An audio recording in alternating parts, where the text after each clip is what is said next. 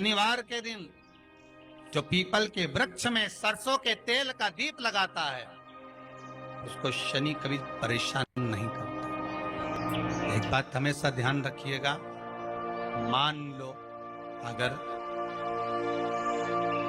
कोई भारी रोग ऐसा शनि महाराज के कारण हो गया हो, अच्छे काम करते करते उल्टे हो रहे हैं, होते किसी किसी के साथ में विपरीत परिस्थितियां आ जाती है, अच्छा करने जाओ बुरा हो जाता है, अच्छा कर्म करने जाओ बुरा हो जाता है। तो पीपल के वृक्ष की जो छाल होती है, छाल देखिए, पीपल के वृक्ष में जो छाल लगी होती है, उस छाल को घिसकर चंदन बनाकर भगवान शंकर का स्नान कराकर, अभिषेक कराकर, पूजन कराने के बाद हमें पिपलेश्वर महादेव का नाम लेकर, कौन से महादेव? पिपलेश्वर महादेव का नाम लेकर वो जो घिसी हुई छाल होती है, उस छाल का तिलक भगवान शंकर को लगा लो और उसी का थोड़ा सा भाग अपने कंठ पर, मस्तक पर लगाना प्रारंभ कर दो। धीरे धीरे जो विपरीत दशा है वो सुधरना प्रारंभ हो जाती है। पर नाम याद रखना, पिपलेश्वर, जम के बोलिए, पिपलेश्वर महादेव। एक देवता ऐसे हैं जिन्होंने दूसरे का हिस्सा खाने का प्रयास करा था और आज भी उस देवता से दुनिया डरती है। और उन्होंने दूसरे का हिस्सा खाने का प्रयास करा था तो शंकर भगवान ने उसको भी नहीं छोड़ा। कौन से देवता?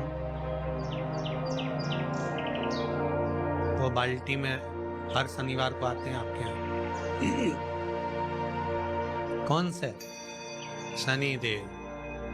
उनने क्या करा था? भगवान सूर्य नारायण ने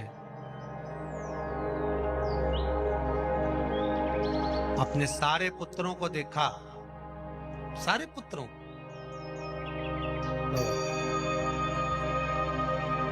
सारे पुत्रों को देखकर आज मेरे सूर्य नारायण भगवान बड़े सुखी, बड़े प्रसन्न। मेरा पुत्र शनि भी श्रेष्ठ है, मेरा पुत्र यम भी श्रेष्ठ है, सब ठीक है। आज भगवान सूर्य देवता ने अपने पुत्रों को बुलाकर कहा, आज मेरा मन कर रहा है कि मैं सारे लोगों का राज्य अपने पुत्रों को बांट दूं, सबको अपना अपना हिस्सा दे दूं। शनि महाराज जी को भी हिस्सा दे दिया गया। अब जब शनि महाराज जी को हिस्सा दे दिया तो शनि महाराज जी संतुष्ट नहीं हुए। दुनिया में ऐसे लोग बहुत सारे हैं जो संतुष्ट बहुत कम हो पाते हैं। शनि देव के मन में संतुष्टि नहीं हुई। जब शनि देव के मन में संतुष्टि नहीं हुई तो शनि महाराज उसी समय पर अपने सारे भाइयों का हिस्सा बटोरने लगे, उस पर कब्जा करने लगे। कब्जा करने लगे तो सूर्य देवता की आंख में जल भर गया। कितना तेजवान सूर्य नारायण, कितने तेजवान, कितना तेज भगवान सूर्य के पास में था। पर शनि महाराज को देखकर आज रो रहे हैं। शनि महाराज को, शनि महाराज ने अपने भाइयों के इस हिस्से पर क्या कर लिया। सूर्य नारायण भगवान की आंखों में जल भर गया कि मेरा पुत्र ऐसा कर रहा है। शनि को बुलाया सूर्य नारायण भगवान ने, समझाया और नहीं माना। किसी किसी की नियत होती है कि इसको इतना कैसे दे दिया, अम्मा ने इसको इतना कैसे दे दिया, पिताजी ने इसको इतना कैसे दे दिया, मैं तो कब्जा करूंगा, दुकान नहीं छोड़ू, घर नहीं छोड़ू, ये नहीं छोड़ू, वो नहीं छोड़ू। मत छोड़, एक दिन संसार छोड़कर जाना पड़ेगा। तब कहीं जमीन जायदाद छाती पे बांध के ले जाएगा। नहीं माने तो सूर्य देवता ने अपने गणों को भेज दिया, जाओ जरा शनि महाराज को जरा हटाओ वहां से। शनि महाराज को गुस्सा आया और शनि महाराज ने उन सारे गणों को नष्ट कर दिया। सूर्य नारायण रो रहे हैं। भगवान शंकर की पंचायत में सूर्य देव भी हैं, मतलब शंकर भगवान के मित्रों की गणना में सूर्य आते हैं। भगवान विष्णु, सूर्य नारायण, शंकर भगवान, माँ दुर्गा, गणेश जी, ये पंचायत है ना शंकर की, शिव पंचायत। शिव परिवार में कार्तिकेय, गणेश जी, पार्वती जी, शंकर जी, नंदी, ये शिव परिवार। पंचायत में सूर्य देवता सूर्य नारायण को रोता हुआ देखकर भगवान शंकर को बड़ा दुख हुआ। शिव जी ने पूछ लिया, क्या बात है, आप रो रहे हो? नारायण क्या हो गया? मेरा बेटा मानने को तैयार नहीं है। आप चिंता मत करो, अभी देखता हूं मैं जाकर। और भगवान शंकर ने जाकर तुरंत सूर्य नारायण भगवान के कहने पर शनि देव को जाकर समझाया। इतने में तो शनि देव आग बबूला हो गए। आग बबूला होकर शनि देव ने कहा, ए शिव, आप मुझे जानते नहीं हो? शंकर भगवान ने कहा, क्या जानना है ये बताओ, क्या जानना है ये बताओ। शनिदेव कहते हैं, आप मेरी दृष्टि को नहीं जानते। शंकर भगवान ने कहा, तू भी नहीं जानता कि तेरी दृष्टि खराब कैसे हुई? तेरी दृष्टि को श्राप किसका लगा है, तुझे नहीं मालूम क्या? शंकर भगवान ने जब समझाना चालू करा कि देख शनिदेव, तुम तो कह रहे हो, तुम तो बोल रहे हो कि मेरी दृष्टि नहीं जानते। हम जानते हैं आपकी दृष्टि, मना नहीं है, जाना, पर आप नहीं जानते क्या? शिव जी जानते हैं। शिव जी ने कहा, मैं सब जानता हूं। आपका विवाह करा सूर्य देवता ने, आपकी पत्नी घर में आ गई,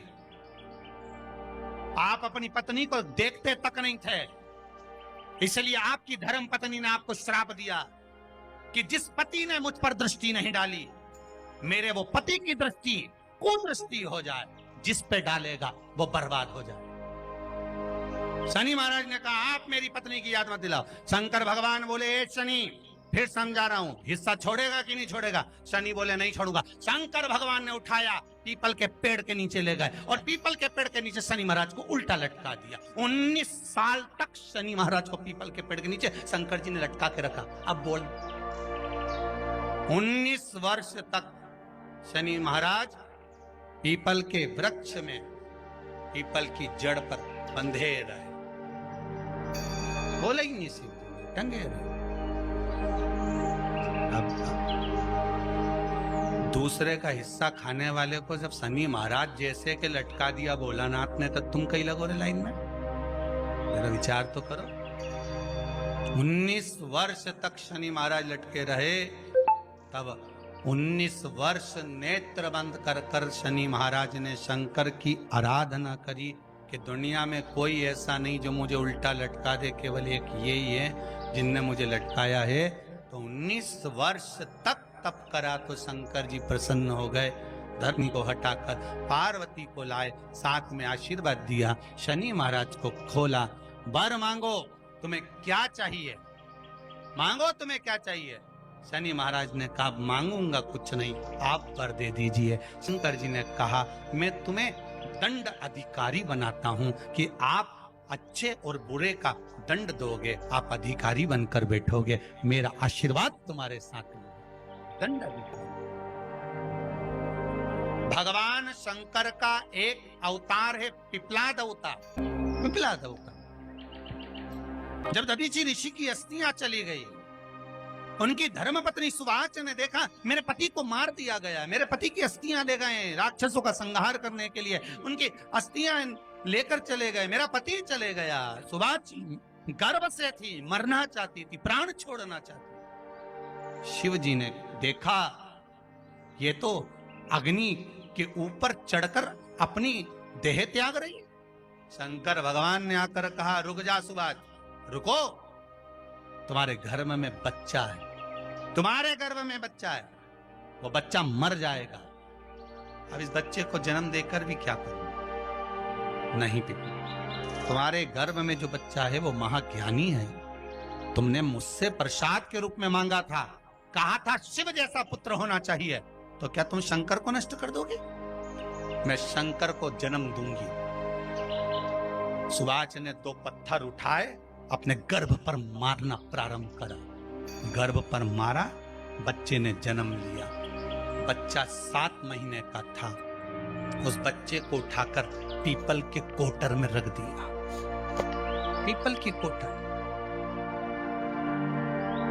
एक गिलहरी पीपल के फल को लेकर आती थी, पिपलाद के मुंह में देती थी।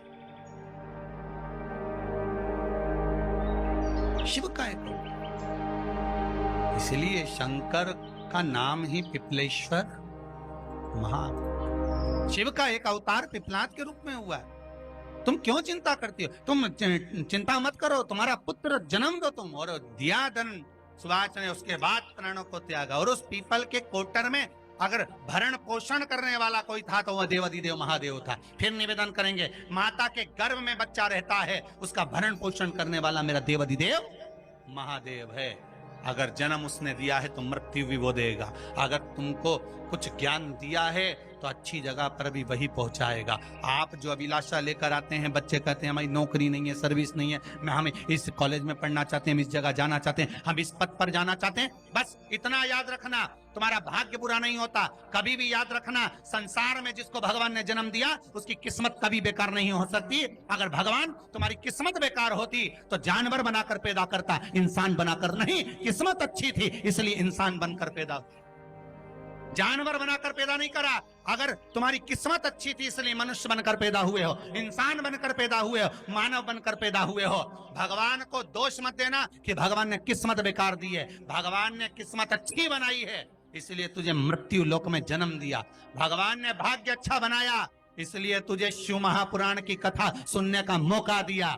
नहीं तो भाग्य में नहीं होती तो कहां से मिल जाती। किस्मत अच्छी है तो भगवान नौकरी भी लगाएगा, धंधा भी करवाएगा, सर्विस भी कराएगा, विवाह भी करेगा, शादी भी करेगा, मकान भी बनाएगा, जायदाद भी देगा, संतान भी देगा। उसने दिया है पेट तो भरेगा वही।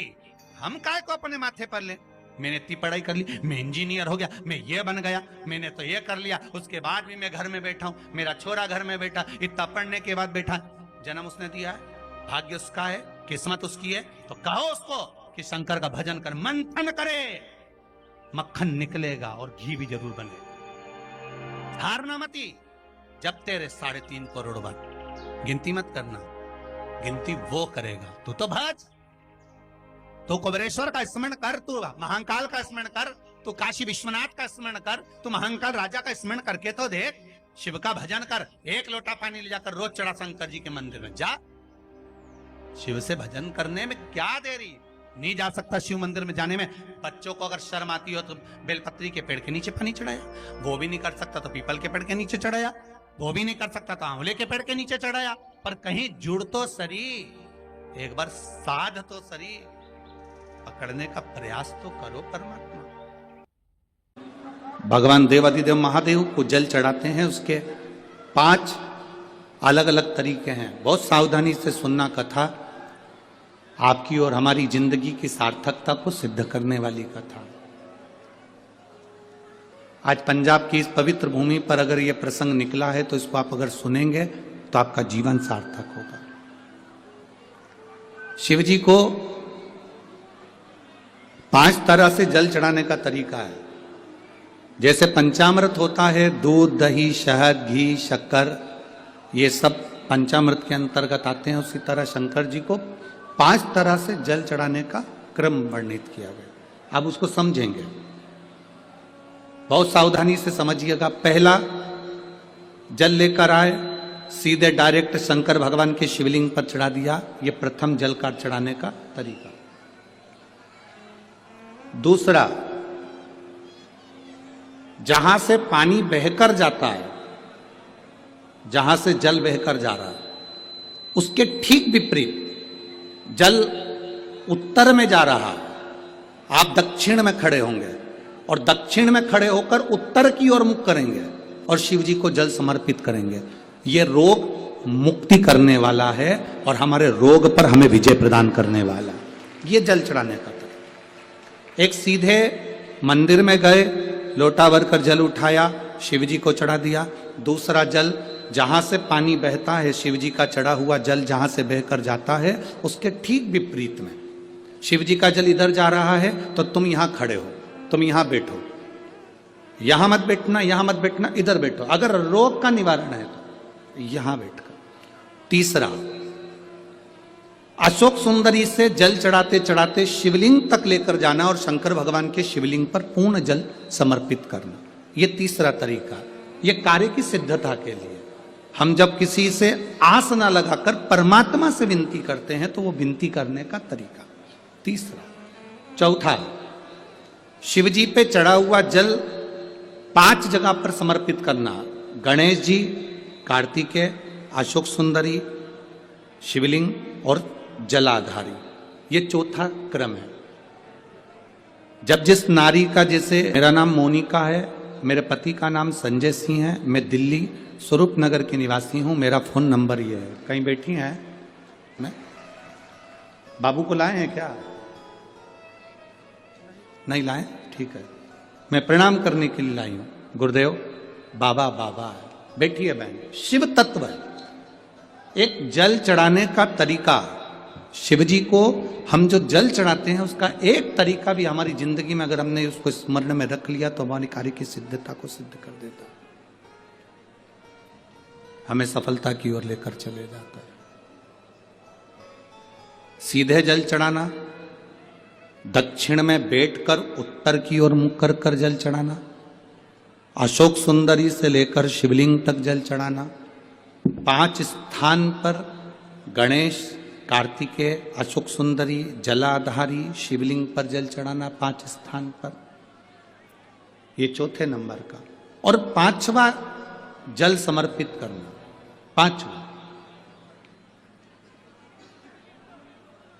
5वें नंबर का जल।